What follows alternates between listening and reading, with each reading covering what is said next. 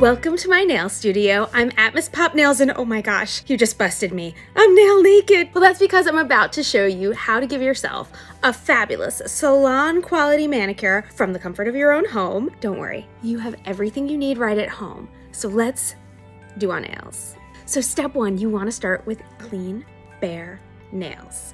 And you want to begin by filing and shaping them. And this part is actually really time consuming. I think every manicurist would tell you this is the most tedious part because it takes a lot of time to get that shape right. And you want to file in one direction. Don't go back and forth. No. One direction gently. Because if you go back and forth, you're gonna actually create micro tears in your nail that can lead to peeling, flaking, breaking. Nobody wants that. To push back my cuticles, I use this orange stick. And what I do is I take a little bit of my cotton, just like a little pinch. I put my cuticle stick down, I pinch it between my fingers, and then I gently roll it. And then I have the perfect, soft cuticle pusher. So now I'm gonna use a little bit of cuticle remover or softener, whatever you have is fine. In fact, if you don't have cuticle softener, the next best thing, hand sanitizer. I'm just brushing it at the bottom of my nail where the cuticle is. Then I'm gonna take my orange stick wrapped in cotton and gently push back. This is just getting all the cuticle off the nail bed, so when I go to apply my color, it will apply beautifully and evenly. If you don't have an orange stick on hand or something to push your cuticles back with, you can use your nail and just go like this with the softener on it or the hand sanitizer. If you don't have either, my best tip is when you get out of the shower, out of that hot, steamy, fabulous shower, your skin will be soft enough that you should be able to push back just using your nail. Hangnails are those pesky pieces of dead skin that show up usually on the sides of your nails or a little bit at the bottom, and they're flaky flaps just blowing in the wind, waiting to tear even further and leave tiny cuts on your hands. Boo for them. You gotta nip them before they cause any more trouble. So now a lot of manicurists would recommend buffing your nails. And the reason why is because it helps the product last longer. A lot of gels require it. It does make your polish last longer, but I'm in camp, don't buff your nails unless they're peeling or flaking. When you buff, you're still disrupting that top layer of your nail that's keratin rich. You wanna keep it strong. To me, the product will last. If you do wanna buff your nails because there's peeling or flaking, it's just like filing. One direction at a time. Just gentle. So before we start polishing, you want to cleanse your nail bed. I like to do it with a hand sanitizer or remover, and that will actually dehydrate the nail bed a little bit so the color will apply better. Another reason you don't need to buff. The first layer you want to apply is base coat. I know it's clear and it might not seem so important, but believe me, it is. It will help your manicure last 2 to 3 days longer. Truth. Facts. It's like primer. The way you apply primer before you apply foundation, then you know your foundation's gonna last all day. It's the same thing. Your nail beds have natural oils and it's the perfect seal before you put on color.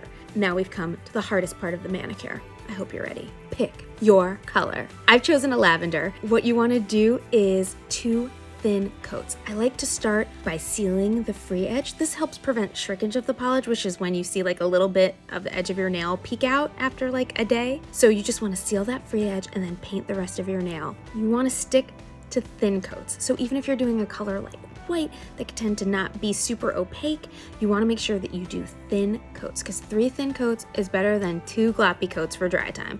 Trust me. So now I'm going to give you my best tip for color application. It was worth the price of admission to beauty school, which is where I learned it.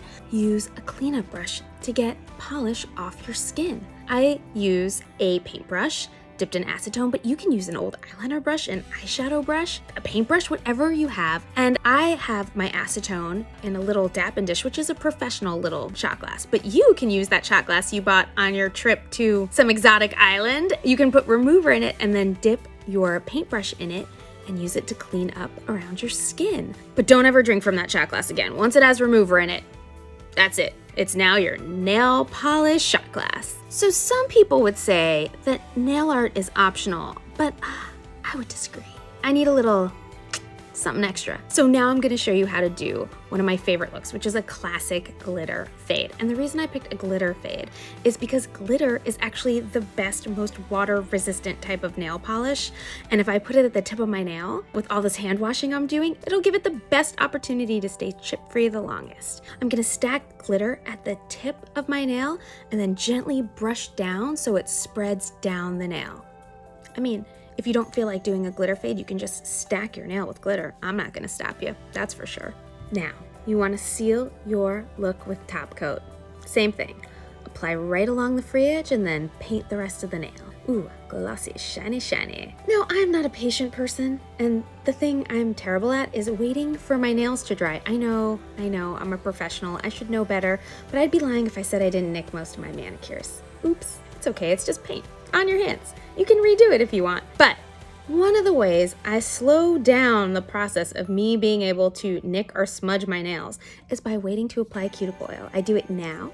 I do it around the U where my nail bed is, and then I apply hand cream gently. I put it on the back of my hands and rub them together. And then, while my hands are greasy, I'm less likely to touch anything and nick them. So now that you've given yourself this absolutely 100% fabulous looking manicure, you have to do me a favor. Show it off! Start talking with your hands like a true New Yorker, you know what I'm saying? Everyone you video chat with should be able to see just how magical your handiwork is, and just let the compliments pour in and enjoy them. I mean, hey, you gave yourself one good looking manicure. Thank you so much for watching. See you next time.